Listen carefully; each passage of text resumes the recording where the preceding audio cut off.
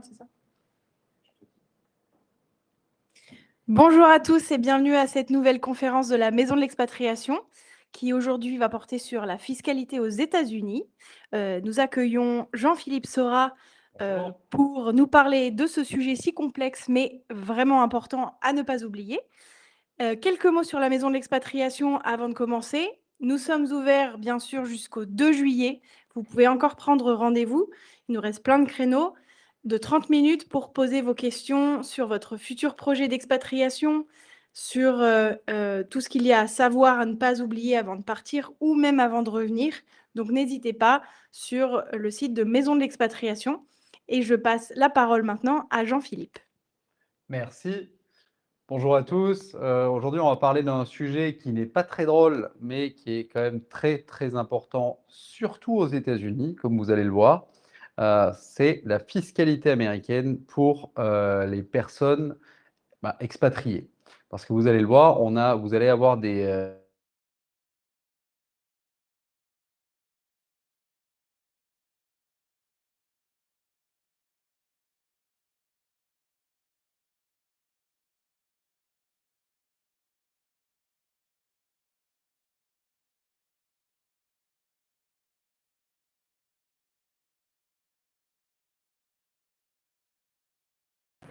Vous devrez déclarer à vie l'ensemble de vos revenus mondiaux aux États-Unis.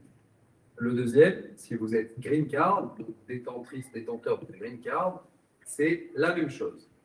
Et le dernier, ce qui va concerner les personnes qui vont aux États-Unis en visa, à quelques exceptions près pour certains visas, ça va être le Substantial Presence Test, le test de présence substantielle qui fait en sorte que si vous êtes présent sur le territoire américain 183 jours et sur une durée un jour de l'année un jour de l'année N-2,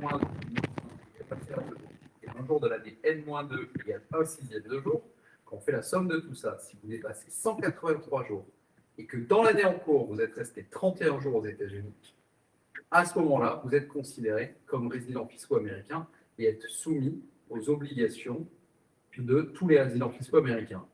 Donc, j'ai parlé de visa, mais en exposant les tests, il y a aussi des personnes qui peuvent aller aux États-Unis sans visa. Je pense par exemple aux snowbirds canadiens, donc les Canadiens qui ont froid, qui descendent en Floride plusieurs mois par an, donc pas forcément besoin de visa parce qu'ils respectent les contraintes de temps sur le sol américain et peuvent se retrouver résidents fiscaux américains sans en avoir conscience. Donc le nombre de jours est vraiment important à calculer et la règle est très stricte. Donc maintenant que vous savez que vous allez être résident fiscal américain, que devez-vous faire? Aux États-Unis, on a principalement deux obligations, un peu comme en France d'ailleurs. Hein, vous déclarez vos revenus, l'ensemble de vos revenus mondiaux, donc ce que vous percevez aux États-Unis, mais aussi ce que vous allez gagner hors des États-Unis. Et je vais rentrer dans le détail juste après. Et vous allez aussi avoir des obligations de compliance. Donc, évidemment, déposer votre déclaration de revenus, fédérale, État et parfois ville. Je pense par exemple à New York City. On a un impôt sur le revenu de la ville, il y a un impôt sur le revenu de l'État et un impôt sur le revenu fédéral. En Floride, si vous allez en Floride, vous n'aurez que l'impôt fédéral, il n'y aura pas state ni ville. Et donc, vous déposez votre déclaration. Et en plus, des déclarations d'actifs étrangers, des déclarations de détention de parts de société qui sont extrêmement importantes. Vous allez le voir, je vais parler plusieurs fois de risques de pénalité à $10,000. Ils sont réels et c'est pour ça que nous faisons cette conférence aujourd'hui, pour que vous ayez conscience du fait que vous devez absolument déclarer. Le but n'est pas de vous faire peur, hein. Pas de vous empêcher d'aller aux États-Unis, c'est pas le cas. Mais il faut se conformer aux règles. Qu'est-ce qu'on déclare dans ce revenu? On déclare c'est vous avez déclaré et vous êtes expat. Vous aurez peut-être des biens immobiliers détenus en France. Si vous avez aujourd'hui votre résidence principale, si vous souhaitez conserver, vous allez peut-être la mettre en location. Comment est-ce que ça va fonctionner? Eh bien, c'est simple. En France, vous allez déclarer vos revenus fonciers et côté américain, vous allez aussi les déclarer. Et évidemment, il y a la convention fiscale qui va prévoir que si vous payez des impôts en France, vous aurez droit à un crédit d'impôt équivalent au niveau américain. Alors, comment est-ce qu'on va déclarer aux États-Unis? Eh bien, aux États-Unis, ces revenus fonciers-là, on va les loyers encaissés, moins les charges, moins les frais de copropriété, d'éventuels travaux, moins les intérêts d'emprunt, et on va appliquer un amortissement qui va se faire sur 30 ans. Donc ceux qui ne sont pas familiers de l'amortissement, en gros, on va prendre la valeur du bien, qu'on va diviser par 30, et ça va nous donner une charge complémentaire qui, souvent, pas toujours, mais souvent, va nous ramener à un résultat fiscal américain qui sera à zéro, voire en négatif. Et si on est en positif, eh bien, on va demander un crédit d'impôt équivalent aux impôts français payés. Parce qu'en France, en tant que non-résident, vous allez payer des impôts. 20% si vous êtes à moins de, je crois qu'on est à 29 000 euros côté français, plus les prélèvements sociaux. 30% au-delà, plus prélèvements sociaux. Côté américain, vous aurez un droit à un crédit d'impôt équivalent à l'impôt sur le revenu et aux prélèvements sociaux. Crédit d'impôt qui ne sera donné que au niveau fédéral, au niveau state, dans la majorité des États, vous n'aurez pas le droit à ce crédit d'impôt. Donc, on a un petit risque de double imposition. Et ne croyez pas que parce que vous avez déclaré en France, vous n'avez pas à déclarer aux États-Unis, ou inversement, parce que vous avez déclaré aux États-Unis, vous n'avez pas à déclarer en France. Ça, c'est une erreur qui est très commune et qu'on peut évidemment comprendre. Mais l'IRS ou le fisc, l'IRS, donc le fisc fédéral américain, ou le fisc français, ne vous rattraperont si vous avez des manquements. Si on continue, un peu plus, hop. Si vous faites une plus-value sur des biens immobiliers, donc vous avez un bien immobilier que vous le vendez. Il faut savoir que selon les conventions fiscales, dans la quasi-totalité des pays, l'immobilier est imposé en priorité dans le pays dans lequel il est situé. D'accord? Donc même en tant que non-résident, vous avez les impôts sur vos revenus fonciers, mais aussi sur des potentielles plus-values. Donc vous réalisez une plus-value sur la vente de votre appartement ou de votre maison, vous payez vos impôts en France. Côté américain, on déclare cette plus-value. Et même mécanisme que pour les loyers, on va demander un crédit d'impôt équivalent aux impôts français qui ont été payés pour ne pas vous retrouver imposé deux fois. C'est vrai au niveau fédéral, pas toujours vrai au niveau des États. Sur les loyers, comme je l'ai dit, avec l'amortissement américain, on va être proche de zéro, donc le frottement fiscal va être minime au niveau étatique. Mais par contre, au niveau des plus-values, vous aurez un crédit d'impôt fédéral qui va gommer tout ou partie de votre impôt fédéral américain. Et par contre, au niveau État, vous aurez réellement un risque de double imposition, et même au niveau de la ville aussi, si vous êtes à New York City. Donc, ce sont des éléments à prendre en considération dans vos choix, si vous souhaitez vendre ou peut-être le faire avant de partir. Si vous souhaitez rester si vous êtes aux États-Unis sur une courte période de temps, à ce moment-là, peut-être que vous pouvez vendre après. Voilà, ça doit entrer dans la réflexion de votre gestion patrimoniale. Ça, c'était pour les loyers qui est le plus simple et le plus classique. Mais on a aussi des investissements qui vont être financiers la plupart du temps. Vous allez avoir le classique de la française ou du français, va être d'avoir une assurance vie, d'avoir un PEA, parfois un PEE, d'avoir un livret A, d'avoir un compte courant. Et qu'est-ce qu'on fait de tout ça? En général, ces actifs-là, ces actifs financiers, la majorité du temps, vont être détaxés en France. Là, je parle de l'assurance vie. Les revenus qui sont générés au sein du contrat ne sont pas taxés. Ils peuvent être taxés au retrait, mais pendant la croissance du contrat, ils ne sont pas taxés. Il en va de même pour les PEA, les PEE. Le livret A, même chose. LDD, enfin tout ce qui est livré, toutes ces choses-là, la majorité du temps ne vont pas être taxés côté français. Par contre, côté américain, eh bien, tout va être taxable. Donc les intérêts de votre livret A vont être taxés aux États-Unis. Les intérêts du PEL, la même chose. Quand dans votre PEA ou dans votre PEE, vous allez avoir des transactions au sein du plan, donc des titres qui vont être vendus, vous réalisez des plus ou moins-values, on va les déclarer aux États-Unis, les plus-values seront imposées, les moins-values seront imputables contre d'autres plus-values. Et attention, la plus-value en euros n'est pas forcément l'équivalent de la plus-value en dollars convertie au taux du jour, puisqu'on va avoir prix de vente converti au taux du jour de vente, moins prix d'achat converti au taux du jour d'achat. Et dans les plans, on a souvent de l'arbitrage automatique qui va se faire. Donc vous vendez, puis on rachète derrière d'autres actions de manière automatique. Tout doit être déclaré, même si les fonds, même si vous ne retirez pas d'argent. D'accord? Et dans ces plans-là, bien souvent, et là ça va être un vrai point d'attention, on va se retrouver avec ce qu'on appelle des PIFIC. Alors les PIFIC, ça veut dire Passive Foreign Investment Company. C'est en gros tout ce qui va être fonds mutuels. On va les retrouver dans tous les plans, parfois aussi dans des comptes titres.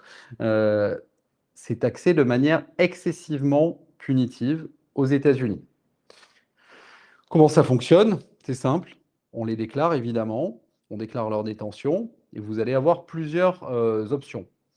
Je simplifie un peu les choses, mais en gros, soit vous dites à l'IRS, donc au fédéral, j'ai un PIFIC tant que je ne retire pas d'argent du fonds, donc il n'y a pas de transaction, bah, il ne se passe rien. Mais le jour où vous avez une transaction, là, le fisc américain vous dit attention, on va éclater, enfin, c'est vous qui allez le faire, hein, et si vous travaillez avec nous, ce sera nous, on va éclater le montant de la plus-value sur le nombre d'années de détention du titre. Donc, mettons, vous avez réalisé 100 $ de plus-value, vous l'avez depuis 10 ans, ça fait 10 $ par an. On vous impose au taux maximum du moment, en ce moment il est à 37%, sous Obama il était à 39,6%. Okay, donc, alors que le taux d'imposition sur les plus-values au niveau fédéral est compris entre 15 et 23,8%. Donc là, on vous impose à votre taux ordinaire, tranche maximale 37%. Et en plus, on vient rajouter des intérêts de retard qui sont capitalisés. Donc, si vous gardez l'actif pendant très longtemps, ça peut vous coûter excessivement cher et plus cher que la plus-value réalisée. À terme, dû non pas à l'impôt sur la plus-value, mais aux intérêts qui ont capitalisé. Donc ça, c'est la règle de base, mais on peut aussi prendre une option qui est de vous imposer d'année en année sur la prise de valeur latente du titre. Là, on vous impose toujours à votre taux ordinaire, donc pas au taux des plus-values, mais vous évitez l'imposition sur la capitalisation des intérêts et le taux maximal à 37%. Et ce traitement-là de PIFIC va aussi s'appliquer à vos assurances-vie françaises, dans la majorité des assurances-vie. Pourquoi? Parce qu'en France, on appelle ça une assurance-vie, mais en fait, il n'y a aucune notion d'assurance. C'est un placement financier qui va générer des revenus. Et donc, l'ARS vous taxe là-dessus en mode PIFIC. Donc, on aura peut-être, si vous souhaitez rester longtemps aux États-Unis, on aura peut-être un arbitrage à faire. Et sachez que le choix entre vous faire imposer à la fin du contrat ou d'année en année est fait l'année de votre première année de résidence fiscale et il est irréversible. Donc en gros, si vous arrivez aux États-Unis, vous savez que vous êtes là sur une mission court terme, vous pouvez très bien garder votre assurance vie et puis à ce moment-là, on fait le choix de la déclarer bien évidemment, mais on ne se fait pas imposer d'année en année et on ne retire surtout pas de cash de l'assurance vie. Comme ça, vous savez qu'une fois votre mission terminée, vous n'aurez plus de compte à rendre à l'IRS, à condition que vous soyez en visa et pas sous green card ni résident fiscal américain. Si vous ne savez pas ce que vous allez faire, donc potentiellement à un moment donné demander une green card ou devenir résident fiscal américain, bah là on aura plutôt tendance à vous faire imposer d'année en année. Évidemment, c'est une discussion que nous avons ensemble. On ne choisit jamais pour vous, à votre place. Hein. C'est à vous de choisir. C'est votre patrimoine dont on parle. Et donc, tous ces actifs-là, j'ai balayé très rapidement l'ensemble des revenus parce que l'idée n'est pas de vous faire un cours magistral sur la fiscalité américaine et puis chacun a ses propres questions. Mais tous ces actifs-là aussi doivent être déclarés. Donc là, j'ai parlé des revenus, l'imposition des revenus. Maintenant, je parle de la compliance. On va avoir plusieurs types d'obligations. La première, la plus connue, c'est le FBAR ou le formulaire FinCEN 114, qui est un formulaire individuel. Donc autant la déclaration de revenus, si vous êtes marié, vous pouvez déclarer conjointement avec votre épouse, votre époux, autant le FBAR est vraiment un formulaire individuel. Quand est-ce qu'on doit le remplir? Et qu'est-ce qu'on doit mettre dedans? En fait, là-dedans, on va lister l'ensemble des actifs financiers que l'on possède. Donc tout ce qui va être hébergé par des banques, des compagnies d'assurance. Dès qu'on dépasse en solde maximum cumulé à n'importe quel moment de l'année, 10 000 $. Et donc, qu'est-ce que ça veut dire, ça, solde maximum cumulé à n'importe quel moment de l'année? Eh bien, on va prendre un exemple qui est assez facile, hein. Vous avez deux comptes bancaires en France, vous êtes aux États-Unis, sur lesquels il y a quasiment tout le temps l'équivalent de 1 euro. Et pour simplifier, on va prendre 1 euro égale 1 dollar. Vous avez tout le temps l'équivalent de 1 euro. Sur le premier compte, au mois de mars, vous recevez 9 000 euros et le lendemain, vous les virez à quelqu'un. On a eu un pic en mars sur un compte à 9 000. Sur le deuxième, en novembre, vous recevez 2 000 euros. Le lendemain, vous les virez à quelqu'un. On a eu un pic sur ce deuxième compte à 2 000. 9 000 plus 2 000, ça fait 11 000, donc on doit déclarer les deux comptes. Sinon, c'est 10 000 dollars de pénalité. Donc, comme vous le voyez, on n'est pas sur les mêmes comptes, on n'est pas sur la même temporalité, on reste évidemment dans la même année. On doit tout déclarer. Et vous, une fois que vous dépassez les seuils, vous déclarez tout ce que vous avez. Y compte donc vos comptes bancaires, les comptes sur lesquels vous avez signature, si vous avez les signatures sur les comptes de vos enfants, par exemple, signature sur les comptes de parents, signature sur les comptes de société. Et ça, c'est souvent oublié, vous avez une position de gérant d'une structure en France. La structure a un compte bancaire, vous avez un droit de signature, vous devez le déclarer dans votre FBAR. Il n'y a pas d'imposition, c'est du déclaratif, on doit tout déclarer. Et ne pensez pas. Et donc, le risque de pénalité est à 10 000 dollars pour le formulaire. Il y a encore 2-3 ans, c'était 10 000 dollars par compte oublié. Donc, heureusement, ça a changé. Maintenant, c'est 10 000 dollars pour le formulaire, mais par personne du foyer qui dépasserait les seuils. Donc, comme vous le comprenez, ça comprend aussi vos enfants. Si vous avez des enfants, un enfant qui a 2 ans, qui a un livret A parce que les grands-parents ont mis de l'argent dessus et qui dépasse les 10 000 dollars, l'enfant doit faire son FBAR. Évidemment, il est trop petit, c'est à vous de le faire. Sinon, c'est 10 000 dollars de pénalité. Donc, vraiment très important de le faire. Et rappelez-vous, il n'y a pas d'impôt là-dessus, c'est du déclaratif. Il n'y a d'une imposition que sur les revenus qui vont être générés par ces comptes-là. Et ne croyez pas que parce qu'on entend souvent, ouais, bon, moi, je ne vais pas le dire. Je ne vais pas le dire parce que de toute façon, ils ne le verront pas et je ne suis pas là longtemps. Sachez que si vos banques ou assurances françaises savent que vous habitez aux États-Unis, eh bien, elles vont envoyer l'ensemble de vos informations à l'IRS. L'IRS, c'est Internal Revenue Service, c'est le fisc fédéral américain. Donc, ils ont l'information. Et ils ne manqueront pas de vous mettre les pénalités. Ça, c'est le FBAR, c'est le premier. Il y en a un autre, c'est le 8938, qui est un peu plus large, qui lui a des seuils beaucoup plus élevés, qui va reprendre les mêmes choses que le FBAR, plus les parts de société dans lesquelles vous auriez moins de 10%. Parce qu'au-delà de 10%, vous avez d'autres obligations. Notamment, ça va être la retranscription des états financiers des sociétés dans lesquelles vous avez 10% ou plus sur votre déclaration personnelle. Donc, si on le retrouve souvent dans les familles, vous avez une SCI familiale dans laquelle vous avez plus de 10%, on va retranscrire les états financiers sur votre déclaration US. Et comment est-ce qu'on calcule les 10%? C'est là que c'est un peu complexe. Ce ne sont pas que vos parts détenues en direct, on va aussi prendre en compte la notion de constructive ownership, c'est-à-dire les parts de vos parents et de vos enfants. Donc, mettons dans une SCI familiale, vos parents, pour de raisons de transmission, ont créé la SCI, vous ont donné des parts en nue propriété, donc vous n'avez aucun moyen d'action sur ces parts. Ils ont gardé l'usufruit sur la totalité des parts, voire même vous n'avez qu'une part, j'ai déjà vu le cas, une part en nue propriété de la SCI, et vos parents ont tout le reste en pleine propriété et en usufruit. Comme ce sont vos parents, en fait, d'un point de vue déclaratif, vous avez 100% de la société. D'un point de vue déclaratif uniquement. Comme vous avez la part en nue propriété, vous n'avez pas droit au revenu, donc vous n'êtes pas taxé. Si jamais vous avez des parts en pleine propriété, vous êtes imposé en France, on déclare aux US et on demande un crédit d'impôt. Ça, c'est vrai pour les SCI, mais aussi pour les sociétés commerciales type SA, SAS, SARL. Là, pareil, c'est encore un autre formulaire. Pour la SCI, c'est le 8865. Les sociétés commerciales, c'est le 5471, par lequel on va retranscrire les états financiers, mais la notion de constructive ownership existe. Et ça va être tout ce qui est détenu de manière directe et indirecte. Ça, c'est important. Si vous avez une holding familiale dans laquelle vous avez des parts, vos parents ont le reste, cette holding détient 50 filiales à 100%, eh bien, il faudra retranscrire les états financiers des 50 filiales plus ceux de la holding. Et si vous avez plus de 50% d'une société étrangère, l'IRS considère que vous en avez le contrôle, mais là de manière directe, on oublie le constructive ownership, À ce moment-là, il y a un sujet qui peut arriver sur la table qui sera la guilty tax, par lequel, en fait, et c'est Trump qui l'a mise en place lors de son premier mandat, par lequel on va considérer que si la société, dans son pays d'origine, a payé moins de 12,6% d'impôts sur les sociétés, à ce moment-là, on vous impose, comme sur votre quote-part du résultat, comme si vous l'aviez perçu.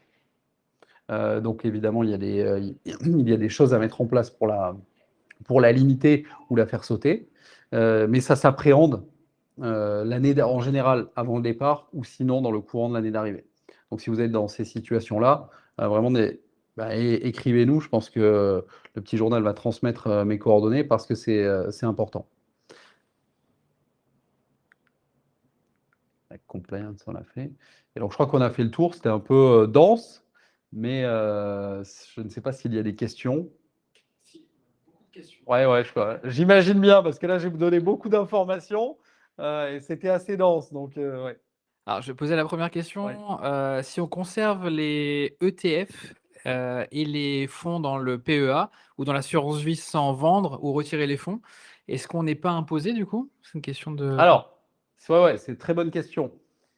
Si on ne les touche pas, donc on ne fait rien, vous gardez vos ETF, vous gardez votre. Autant l'assurance vie, on est vraiment sur le contrat au global, ok. Autant les ETF, bon, ben, c'est à l'unité. Sur le PEA, ça va être aussi à l'unité à l'intérieur du PEA. Il ne va rien se passer. Mais à ce moment-là, il faut bloquer tous les arbitrages automatiques que va pouvoir faire la banque. Et effectivement, il ne va rien se passer. Donc oui, ça peut être une option mais quand on quitte pour aller aux États-Unis, de tout bloquer auprès de la banque. On n'a plus d'arbitrage, on n'a plus rien. Mais il faut être sûr de vouloir de rentrer après en France ou de quitter les États-Unis et de ne pas avoir de green card ou la nationalité américaine. Mais là, on va quand même les déclarer. Il n'y aura pas d'impôt, mais on va déclarer. Justement, j'avais cette question, est-ce que ça change la donne en matière de fiscalité, le fait de devenir américain, par exemple, d'avoir la double nationalité? Alors, étrangement, ça peut ouvrir de très belles opportunités en termes de gestion patrimoniale et même de transmission de patrimoine, même une fois qu'on est rentré en France. Pourquoi? Parce que c'est vrai qu'on entend beaucoup et on le lit partout, hein, les Américains, ils payent des impôts à vie.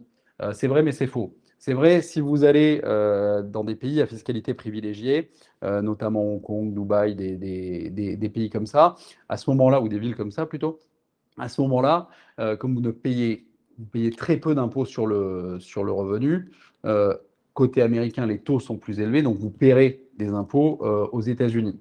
Si vous êtes salarié français, quand vous rentrez, vous êtes américain, vous rentrez en France, vous travaillez, les impôts en France, on le sait tous, sont quand même assez élevés. En général, ils vont venir gommer l'impôt fédéral américain.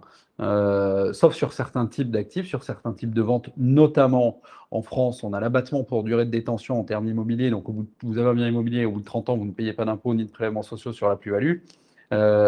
Vous vendez en France, ça fait longtemps que vous êtes rentré. Côté américain, et bien là, vous allez payer un impôt sur la plus-value.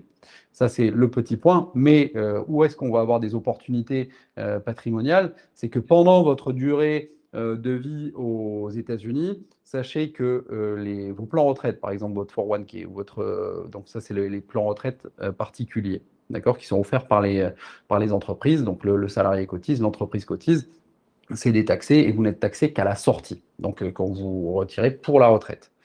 Ces revenus de 401k ou même de Social Security, donc la sécurité sociale américaine, vont être taxables pour les Américains qui viennent vivre en France. Ce ne sera taxable que aux États-Unis et pas en France. Donc là, on n'a pas d'histoire de jeu de crédit d'impôt. C'est taxable que aux États-Unis à des taux qui là vont être bien moindres que les taux français. Donc ça peut être intéressant. Et pour tout ce qui va être brokerage account, donc l'équivalent de compte titre que vous allez ouvrir aux États-Unis, ça c'est réservé aux Américains. Donc vous avez un brokerage account américain, vous investissez sur des titres américains, les plus-values, c'est hyper important, ne vont être taxables que aux États-Unis et pas en France. Et à des taux qui seront moindres que les taux français. Donc on peut avoir vraiment des jeux d'arbitrage patrimonial. Bon, évidemment, là, c'est une réponse qui est très générale, hein. Ça dépend de chacun et aussi de la répartition du patrimoine de chacun. mais on peut avoir des choses à faire donc, de son vivant pour sa retraite notamment. Et puis même en termes de transmission patrimoniale, les Américains ont droit à un abattement de 15 millions de dollars sur leur succession. C'est énorme. Donc si vous êtes marié, ça fait 30 millions de dollars. C'est par personne décédée. Ça permet de transmettre un beau patrimoine. Donc là aussi, on peut avoir des arbitrages à essayer de structurer sa situation, sa succession, de manière à ce qu'elle soit à prédominance américaine et pas française. Parce qu'évidemment, si on a des actifs français, ils seront taxés en France, même si vous décédez aux États-Unis. Donc on a ouais, on peut structurer les choses de manière intéressante pour les Américaines et les Américains. Ah, autre question, comment sont imposés les salaires, les bonus, les stock options ou les actions qui sont attribuées avant ou après l'expatriation? Très bonne chose. Très bon point. Alors, les salaires, c'est simple. Si vous touchez votre salaire, enfin, on pourrait avoir le cas où effectivement on touche sa dernière fiche de paye alors qu'on est arrivé sur le territoire américain. Sachez que normalement, les États-Unis taxent en cash basis, c'est-à-dire que vous êtes imposé sur les revenus que vous touchez euh, alors que vous êtes résident fisco-américain, même s'il date d'une période antérieure. Donc, par exemple, pour les stocks, parce que c'est une vraie question, le salaire, c'est un peu plus rare ou c'est vraiment à la marge, mais pour les stock options, on va avoir une partie qui peut être afférente à la France et puis après une partie afférente aux US, parce qu'au vesting, on va considérer, enfin surtout à l'exercice, on va considérer ça comme du salaire, et la partie afférente à la France sera taxable aux États-Unis. Ça, il faut en avoir conscience. J'avais une question sur les actifs ou les placements détenus en France. Comment en fait se préparer avant de partir finalement à l'étranger aux États-Unis? Est-ce qu'il y en a certains qui doivent être revus avant le départ sur place, afin justement d'éviter une fiscalité défavorable ou des obligations déclaratives qui sont parfois complexes aux États-Unis? Ouais, l'idéal est effectivement de redescendre l'ensemble de sa situation patrimoniale avant le départ, comme ça, si on a des actions à mener, qu'on puisse les mener, ou du moins, le but n'est pas de détruire tout ce qui a été construit. Enfin, pour moi, c'est une aberration. Parfois, il vaut mieux peut-être avoir un peu de fiscalité afférente, mais au moins, on ne détruit pas tout ce qui a été construit et ça peut se faire dans la durée. Mais l'idée va être à minima de neutraliser de neutraliser les effets négatifs américains. Et ça, on peut le faire. Dans la majorité des cas, on peut le faire. Et ça se fait avant le départ ou au plus tard l'année pendant laquelle on arrive aux États-Unis.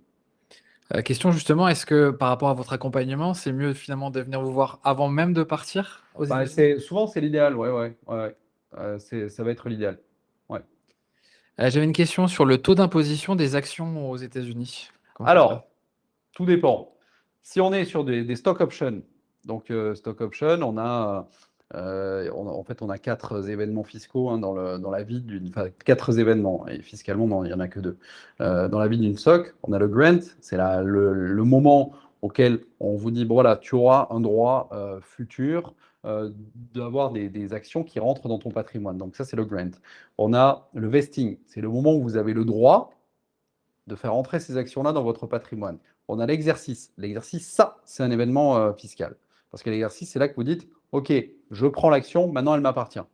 Ça va être considéré comme du salaire. Enfin, qu'est-ce qui va être considéré comme du salaire? C'est la valeur de l'action à la date à laquelle vous l'exercez, moins le prix que vous aurez payé. Donc, si c'est gratuit, ça va être la totalité. Si vous payez un peu, on aura le différentiel qui va être taxé comme du salaire, donc comme du revenu ordinaire. Donc, avec des tranches qui, au fédéral, peuvent monter jusqu'à 37%. Après, donc là, on a vu 3 événements, le grant, le vesting, l'exercice. Le dernier, c'est la vente de l'action. Et là, on est sur de la plus-value. Long terme, si vous la gardez plus d'un an. Court terme, si vous la gardez moins d'un an. Sur quoi on va calculer cette plus-value? Ça va être prix de vente moins valeur de l'action à date d'exercice.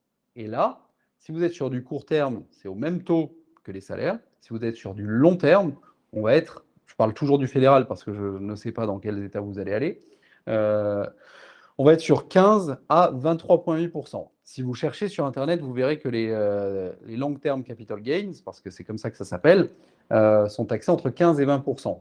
Sauf que on oublie qu'il faut rajouter une surtaxe qui s'appelle la net investment tax, qui est de 3,8%.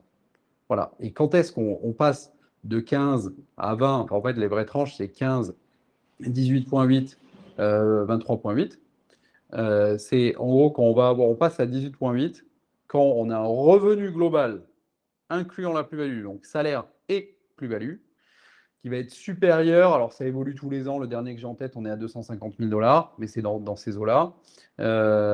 Et après, au-delà, on est à 23,8. Voilà. Et ça fonctionne par tranche. Hein, c'est pas, donc si on est à 500 000 $, au global, on sera à 23,8, c'est la dernière tranche, mais avant, effectivement, on aura la tranche à 15, puis celle à 18,8, et après, on passe à 23,8. J'avais une question sur les formulaires. Donc, on a mentionné le F-bar. Ouais. Est-ce que le F-bar, justement, il inclut des actifs qui ne sont pas détenus via une banque ou un établissement financier? Là, par exemple, la personne donne des exemples comme les parts de CSPI détenues en direct ou des actifs alternatifs comme des objets de collection, des objets d'art. Non, non, ça ne l'inclut pas tous. Alors, les parts des SCPI, ça va rentrer dans le 89,38. Et les objets d'art, ça rentrera nulle part. Tout ce qui est bon, immobilier, objet d'art ou même de l'or, par exemple, qui est détenu en direct, ça, on ne le déclare pas. On va déclarer les revenus si on vend, voilà, mais il n'y a pas à le déclarer. Alors, justement, il y a quelqu'un qui va partir 3 ans aux États-Unis. Ouais. Et donc, dit voilà, est-ce que je peux garder du coup mon PEA avec ETF et ne pas y toucher, donc rien vendre, et au bout de 3 ans, finalement, rentrer en France sans avoir rien à déclarer aux États-Unis? Oui. Ouais, ouais. Alors, à condition de ne pas être green card, encore une fois, de ne pas devenir, on ne pourra pas devenir américain entre-temps, mais de ne pas devenir green card, et surtout de ne pas toucher, en fait, hein, de bloquer vraiment tous les arbitrages automatiques sur les ETF. Parce que souvent on dit, OK, je ne touche pas au PEA, ça veut dire je ne sors pas d'argent du PEA. Non, non, non, non, c'est à l'intérieur, il ne faut pas qu'il y ait de transaction, qu'il y ait de mouvement. En fait, il est gelé, il ne bougera pas, il peut prendre de la valeur, enfin, les titres peuvent prendre de la valeur, il ne faut pas les vendre, ni en racheter de nouveaux à l'intérieur du PEA. Mais oui. Voilà. J'ai une question sur les biens immobiliers aussi acquis pour le coup aux États-Unis. Oui. Une fois qu'on rentre en France, comment ça se passe? Ah, là, c'est tout un autre sujet. Mais effectivement, alors pour les biens acquis aux États-Unis et après vous rentrez en France, on reste dans le cadre d'une personne qui ne devient pas green card ou américain, donc vraiment qui devient non résident. Une personne non résidente, elle a acheté son bien, sa résidence principale par exemple, elle la garde puis elle la met en location. Elle va faire tous les ans une déclaration de non-résidente, non-résident pour déclarer ses revenus fonciers aux États-Unis. En France, elle va devoir déclarer ses mêmes revenus fonciers avec le même jeu de crédit d'impôt. Jusque-là, ça va. Le jour où elle vend le bien, là, on aura une retenue à la source qui s'appelle le FIRPTA, qui est de 15% du produit brut de la vente. Donc, mettons, le bien est vendu 1 million de dollars. L'acquéreur va faire une retenue de 150 000 $ sur le produit de la vente. D'accord? Et évidemment, ces 150 000 $, ce n'est qu'une retenue à la source. Ce n'est pas le montant de l'impôt définitif. Donc, parce que le bien a été acquis pour un certain prix, peut-être qu'on est même en moins-value. Donc, on a deux options. Soit l'acquéreur fait c'est l'avocat de l'acquéreur fait la retenue à la source, l'envoie à l'IRS et à ce moment-là, la personne non résidente fait une déclaration comme d'habitude en déclarant sa plus-value et elle donne le montant réel de la plus-value, les impôts sont calculés et elle demande un remboursement parce qu'il y a eu un trop retenu. Soit on fait une demande au plus tard le jour de la signature de ce qui s'appelle un withholding certificate, par lequel on dit au fisc américain, attendez, la plus-value, c'est pas 1 million de dollars, c'est 100 000 parce que j'ai vendu le bien, certes 1 million, mais je l'ai payé 850, puis j'ai eu des frais d'agence, tout ça qui sont... parce qu'on additionne les frais d'agence, les travaux qui ont été faits, le staging, s'il y a lieu de faire un staging. Et donc la plus-value était de 100 000 et donc finalement mon impôt est de 15 000. Donc on envoie ça à l'IRS, on envoie la preuve d'envoi et le dossier à l'avocat de l'acquéreur qui fait quand même la retenue, mais ne l'envoie pas au fédéral. Il garde l'argent sur un compte séquestre. L'IRS, là, a 90 jours pour vous répondre et vous dire OK. Enfin, OK ou non d'ailleurs, mais bon, en général, c'est OK. L'IRS dit OK. Vous recevez un courrier que vous transmettez à l'avocat, et là, l'avocat vous rend le différentiel et envoie à l'IRS le montant d'impôt qui est réellement dû. Donc, ça permet un certain de récupérer les fonds plus tôt. Est-ce qu'on doit toujours faire le withholding certificate? La réponse est non. Pourquoi? Parce que, bon, évidemment, si vous vendez en janvier-février, vous n'allez pas attendre un an de plus pour récupérer le trop retenu. Mais si vous vendez en décembre, ben, en fait, peut-être qu'il vaudra mieux attendre début janvier, faire votre déclaration et vous recevrez le remboursement plus vite que si vous faites la demande de Withholding Certificate. Pour revenir sur un. Et attends, pardon, excuse-moi, parce il y a quand même un point sur les actifs que vous détenez aux États-Unis en tant que non-résident. Là, j'ai parlé tout à l'heure, vous décédez, vous avez toujours ce bien immobilier. J'ai parlé tout à l'heure d'un abattement de 15 millions pour les Américains, Américaines. Pour les non-résidents, il est de 60 000 $. Et après, c'est imposé à 40%. Donc, le bien de 1 million, vous décédez, les héritiers et les héritiers vont payer 40% sur 940 000 $. Donc, ça peut faire beaucoup d'impôts. Donc, là aussi, on peut avoir avant le départ, si vous le faites, c'est tout à fait faisable. Mais si on veut éviter ces droits de succession-là, et même en éviter en France, il y a des structures qui peuvent être mises en place, qui coûtent vraiment pas cher et assez faciles à mettre en œuvre pour éviter d'avoir à payer ces 60 000 $. Pardon, c'est 40% au-delà de 60 000 $. Et justement, si on a la double nationalité, comment savoir vers quel pays finalement se tourner? Comment ça se passe? Ça, tout dépend. Alors, il y a l'aspect fiscal, évidemment, mais ça, en général, c'est aussi une histoire personnelle. D'où on veut aller, on va essayer de structurer les choses au mieux en fonction de la volonté des personnes. C'est pas toujours évident, mais ouais. J'avais une demande de précision. Quelqu'un qui me dit qui pense que les banques en France n'autorisent pas les résidents US à avoir des ETF, justement, à cause de FATCA. Ouais, FATCA, c'est le FBAR, c'est tout, c'est la transmission. Est-ce que c'est le cas vraiment ou pas? Ça dépend des banques. La réponse est oui. Oui, mais oui et non. Ça dépend vraiment des banques. Parce que, il y a certaines banques qui sont très compliant avec justement le FATCA, qui a permis l'avènement du FBAR et de toutes la transmission de données. C'est une vraie contrainte pour les banques. Donc, on a des banques qui sont compliant, d'autres qui ne veulent pas l'être et qui effectivement préfèrent rejeter les résidents fiscaux américains ou les Américains américains. Quand on parle de certaines banques, on parle de banques françaises ou en général? Oui, d'accord. Non, on parle de banques françaises qui acceptent et d'autres non. Alors justement, peut-être sur la complexité aussi, on a évoqué pas mal de formulaires. Ouais. On imagine en France, c'est assez simple, on voit nos impôts, on voit un peu comment ça se passe, même pour la fiscalité, en tout cas, on est familier. Ouais. En quoi c'est important justement d'être accompagné pour ces formulaires et la complexité que ça peut représenter pour quelqu'un qui n'est pas encore sur place? C'est simple, parce qu'en France, vous le savez, vous le vivez, vous avez impôt.gouv qui est quand même très bien fait pour déclarer, c'est assez facile, tout est déjà pré-rempli, on vous pose pas mal de questions qui vous guident. Aux États-Unis, ça n'existe pas. Bon, déjà, il n'y a rien. Vous avez des logiciels qui s'appellent TurboTax, et parfois, moi-même, je conseille à des personnes qui viennent me voir, qui disent j'aurais pas de valeur ajoutée, donc allez sur TurboTax, ça va vous coûter 30 $, il n'y a pas de risque d'erreur. Mais dès que vous avez une situation un peu complexe, en fait, c'est juste avoir un élément d'extranéité, avoir un peu de revenus en France, sans forcément être très riche ou quoi. Là, le risque d'erreur est monumental et le nombre d'erreurs qu'on voit est très important. Donc, il faut se faire accompagner, surtout, ce que je dis, au moins la première année, en fait, pour être sur les rails. Et comme ça, vous savez ce que vous devez faire. Et on a des clients d'ailleurs qui fonctionnent comme ça. Ils viennent une année, on les met sur les rails. Après, ils se débrouillent comme ils le souhaitent. Et après, dès qu'ils ont un nouvel élément dans leur vie, ne serait-ce qu'une vente d'actions, ils reviennent nous voir, ils disent OK, est-ce que tu peux t'en occuper? On s'occupe de toute la déclaration. Puis l'année suivante, ils disent non, là, il n'y a pas de changement, donc je le fais tout seul. Et il n'y a pas de problème, ça se fait. Mais il faut être très vigilant. Ouais. Et justement, sur la partie accompagnement, il peut se faire sur tous les États-Unis? Comment ça se... États-Unis, ouais. Sachant qu'il y a beaucoup de différences entre les États? Il y a quand même pas mal de différences entre les États, mais la majorité vont suivre le fédéral, à part la Californie sur certains points, parce que la Californie est plutôt socialiste.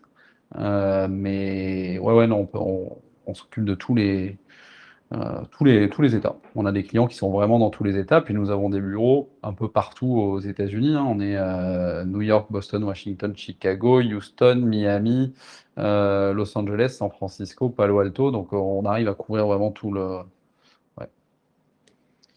Et j'avais juste une question aussi sur le fait d'être finalement taxé sur les deux pays, aux États-Unis et en France.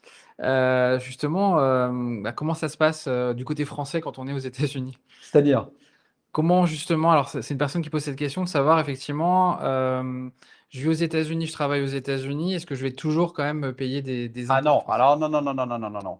Vous ne paierez. Alors, il n'y a que les États-Unis, hein, puis il y a les États-Unis et c'est l'Éthiopie qui applique cette règle d'imposition selon la nationalité. La France, c'est vraiment selon la résidence fiscale.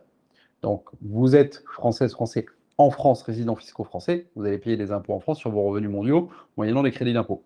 Vous quittez la France, vous aurez des obligations déclaratives et de l'imposition uniquement sur vos revenus de source française. Et ce qui va être important, c'est de déterminer ce qui est un revenu de source française. Pour l'immobilier, c'est facile. Le bien est en France, donc on va devoir payer des impôts sur les revenus fonciers. Pour le travail, souvent, on nous dit, bah, j'ai plusieurs fois le cas, dans les deux sens d'ailleurs. Parfois, on a des personnes qui sont salariées d'une société française qui viennent travailler aux États-Unis, payées avec des fiches de paye françaises. Bon, c'est une hérésie, c'est absurde, mais ça arrive. Mais c'est absurde pour des raisons là, qui concernent les entreprises, mais ça arrive. Mais à ce moment-là, sachez que votre salaire n'est pas français, il est considéré comme de source américaine. Et respectivement, vous êtes salarié payé aux États-Unis avec des fiches de paye américaines et un W2 américain. Le W2, c'est le récapitulatif annuel des salaires. Mais vous travaillez en France, le salaire est de source française. D'accord? Donc ça, c'est important.